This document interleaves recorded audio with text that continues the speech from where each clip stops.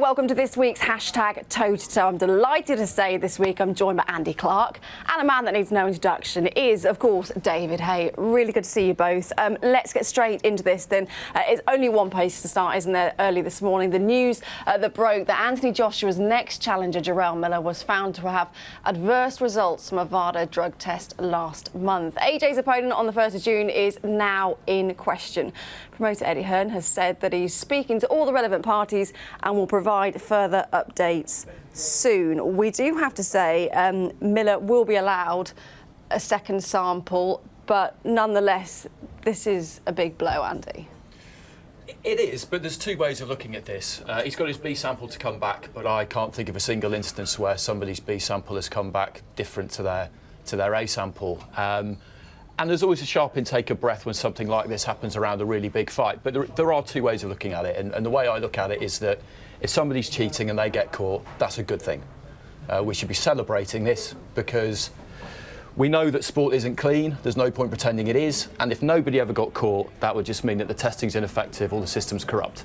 So when someone gets caught, it's a good thing. My reaction was pretty similar. It was disappointment. You know, it was a fight that I felt Big Baby Miller, fighting clean, had a good shot in. He's a big young guy. He weighs a lot more than Anthony Joshua, and I was looking to see how Anthony Joshua would deal with a man with such mass and such enthusiasm who throws a lot of punches.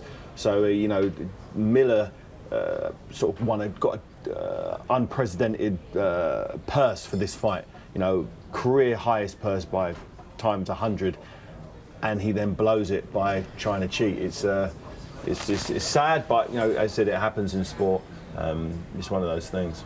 For AJ though, he's 6 weeks out from a fight. How much of a blow? How frustrating is that? It's a huge blow. He would have incorporated sparring partners to mimic what Big Baby Miller does, and that's come forward. It's throw lots of punches. So he'd have had a hard training camp, sparring tough guys, putting his body through the limits. And now, with 6 weeks to go, he doesn't know whether he's getting a southpaw. He doesn't know whether he's getting a guy who's 6'10". He doesn't know what's happening. So the thing on his side that's positive is he is 6 weeks out from a fight. He's in great shape, and whoever he chooses as the standing opponent will only have 6 weeks preparation for this fight. So he'll be a big advantage, as it takes, I'd say, you know, between 15 and 10 weeks of ideal preparation for a boxing match. So we want someone in there with Anthony Joshua on June 1st that's going to bring the heat and cause some eyebrows to be raised and put a good account of himself up. So let's talk potential opponents then. If Miller isn't allowed to fight, who are we talking? Well, when you look at the top 10 or the kind of established top 10, there aren't that many options because obviously Wilder and Fury are tied up, so are their opponents. Schwartz, who wouldn't be a top 10 heavyweight anyway, but Brazil would be. He's already boxed Povetkin, he's already boxed Parker. So you're looking at fighters like Luis Ortiz. I'd love to see him fight Ortiz. I think that'd be a really good fight. People joke about how old he is, but he gave Wilder a real run. He is a southpaw, and he just mentioned there the difference between the two, and maybe the team, the trainer might not be super keen on changing up to a southpaw. But there aren't that many options. Who has failed 2 drug tests himself, so he's a known drug cheat.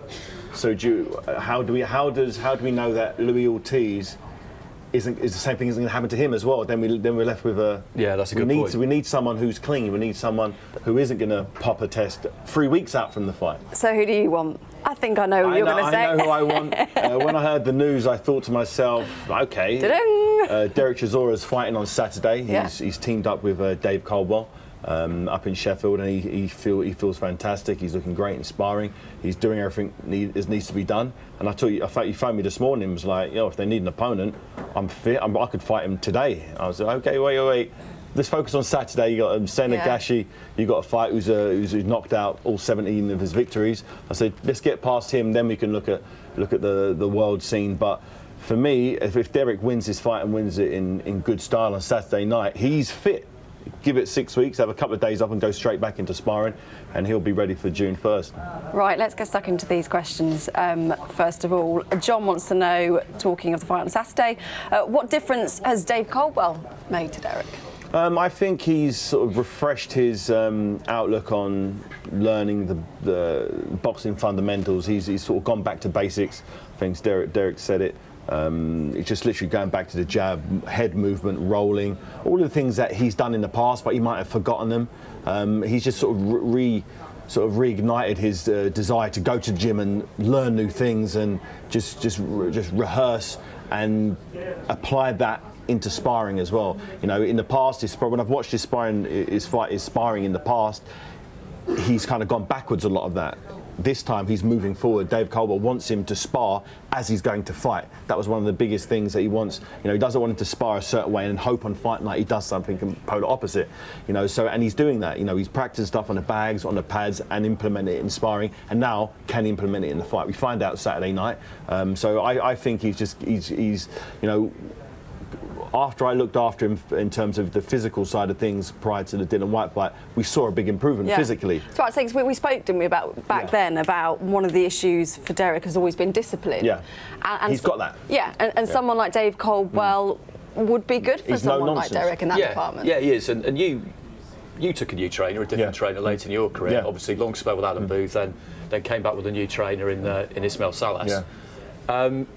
I mean, how much does it freshen you up? Because people often say, don't they, you can't teach an old dog new tricks. You can't teach no, but you can teach a dog stuff that he'd done prior. All boxers, all professional boxers know how to throw every punch there is in the book. It's just repeating it, rehearsing it. So in the heat of battle, you do the right moves at the right time. You throw a shot and roll, as opposed to throw a shot and step back. Silly little things that you kind of know what to do, but because you're a pro, you just go through the motions.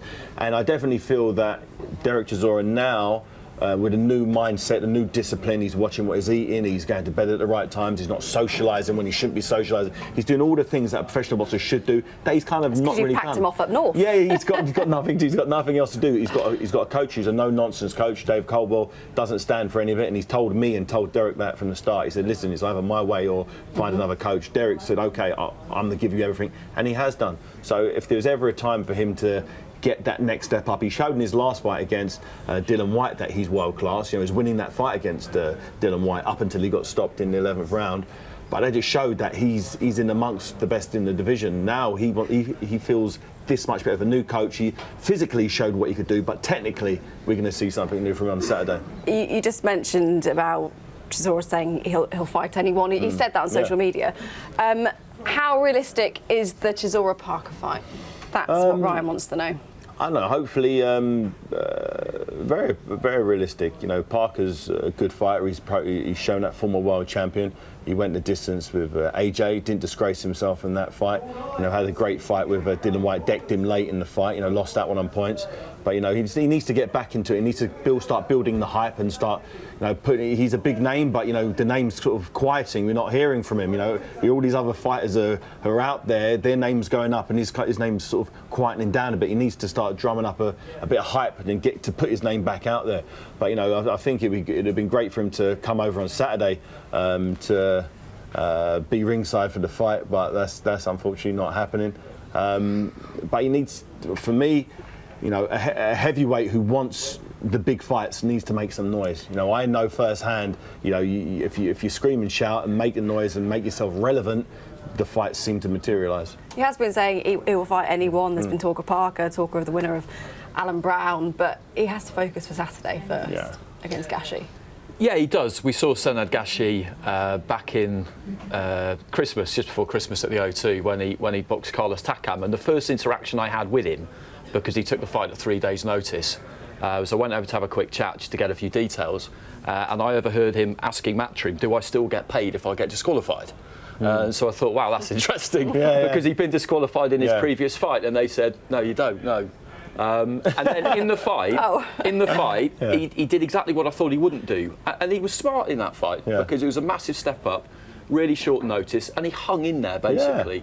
And he can do a bit. You could see that he could do a bit. And he's had a full count. Yeah, he's had a full count. He's still not on Derek's level. You couldn't say that, but he will be a lot better prepared than he's a lot younger. He's 28 years old. And he's coming to win. He really, you know, he showed what he could do. He said on 3 days' notice against Carlos Takam. He hung in there, hit him with some big shots. If he would have had a full camp for that fight would have been very different.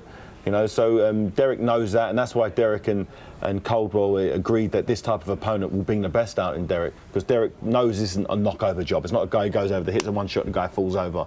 You know, there have been a lot of comeback fights that have been very easy. This isn't one of them, and this guy lets his hands go. As you said, he's very rough with the head. You know, he's been disqualified before, and all of his 17 wins have come by knockout. So he's got some pop in those left and right hand. So it's going to be interesting. I can't wait. Let's just talk about the broader heavyweight division. Kieran wants to know best heavyweights right now, in your opinion, who? You got to go with Anthony Joshua as number one, as he has a perfect record. He's never lost. He's never drawn. He's beaten the most champions. He has the most championship belts. And for me, he's sort of solidified himself as number one. You've also got a strong argument for the Tyson Fury and Deontay Wilder.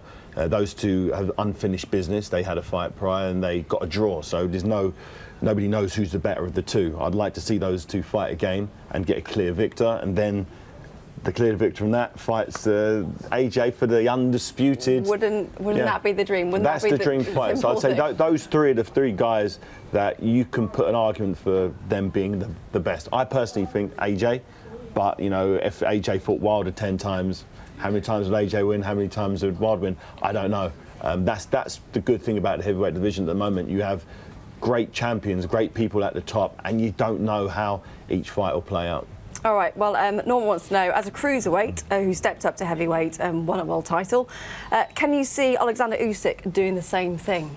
I can. It just depends who he fights. What would your suggested plan be for him? I know. It's very difficult. He needs to, I think the fight, him and Carlos Takam, which I believe are fighting soon, I think that's a great fight. After that fight, I'll know. I've sparred with Carlos Takam. I've seen Carlos Takam in there with the very best in the world. I've seen how hard he pushed Chisora till Chisora knocked him out. So if Usyk can stop him, he's done something that many fighters haven't been able to do in the past, and it will really send shockwaves through the heavyweight division, because Takam is considered as a real heavyweight threat and a contender. And he pushed Joseph Parker to the wire. He was completely dominating Chisora until he got knocked out with one shot.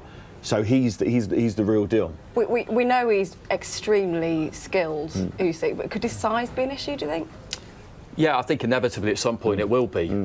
You stepped up, obviously, and you were always going to give away weight and like power. The single punch power to maintain a distance between me and the heavyweights. Any heavyweight I fought, their mind was, I'm going to use my size to beat me, but I'd hit them so hard that I could see them thinking, oh, I wasn't expecting that.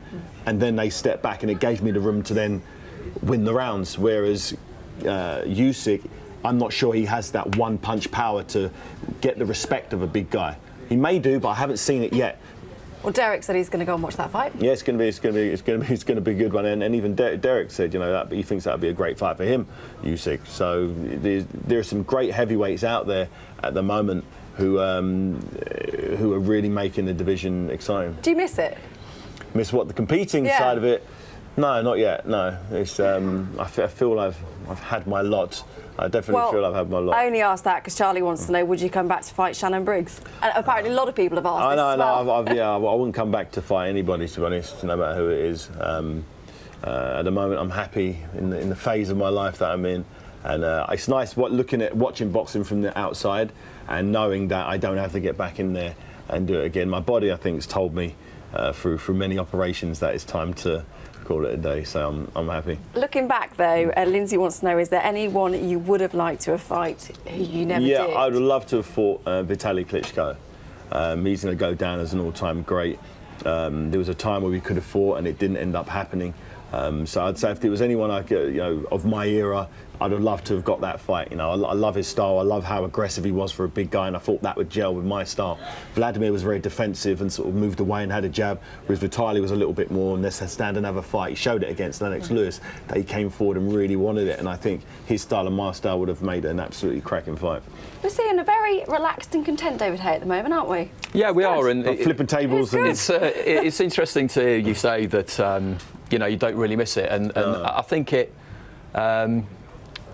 I think it has an effect on a person's all-round kind of personality when they stop fighting, because that sort of aura of invincibility that you need to just pick up and carry around with you when you're competing. You come in here and you might see whoever, and in there that cloak needs to be on. But you're not fighting now, so you don't need to wear it anymore. Yeah, exactly. You know, you get to a point in your life where you think, you know, whilst you're an active fighter, you know there's a fight around the corner. You got to watch what you eat. You're in that cocoon, aren't you? Yeah, you kind of, you know, at some stage. If you're in the gym punching things and you're in fight mode all the time, and it's nice to sort of stop that, eject that one and sort of chuck it away. Now I can just be a regular civilian. And just never having to. I remember talking to Paulie Malignaggi about this about a week after he'd retired, and he said, well, I'm really looking forward to never having to take myself to that place again, as he described it. I enjoyed that place, that place on the battlefield. I actually always enjoyed that, even in some of my worst fights where I was getting battered. Although you're not winning the fight, maybe you know you're alive, and it's in you, isn't it? You're like, okay, I know the chips are against me. I'm going to somehow win, and until the referee goes, "Hey, you're done, son." I'm just still in it, and it's a weird feeling that nobody, unless you've boxed or had a horrendous thing happen to you. Physically, you won't quite get that. It sort of summons a different sort of energy from you, which you don't get in any other walk of life. I think rather than the actual fight, though, I think what he might have been talking about was taking yourself mentally to that place where you're preparing to get in the ring and fight.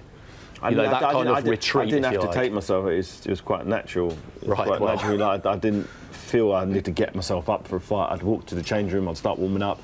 And I'd feel exactly as I am now until I go out and start walking down the tunnel, and I'm like, see the crowd and go, it's time to go to work now. That's the only time I really felt it. So I didn't have to. By then it's too late. I'm walking to the ring. Yeah. You know, but some fighters get that feeling happens 2-3 days before the fight. Some happens weeks before the fight. But for some reason I didn't feel anything at all until I was walking down that tunnel. Well, we shall be talking to you more on the podcast later this afternoon. Thank you very much for joining us. Pleasure. Don't forget, you can download the podcast. Later on, it'll be available on iTunes. Sky Sports. Feel it all.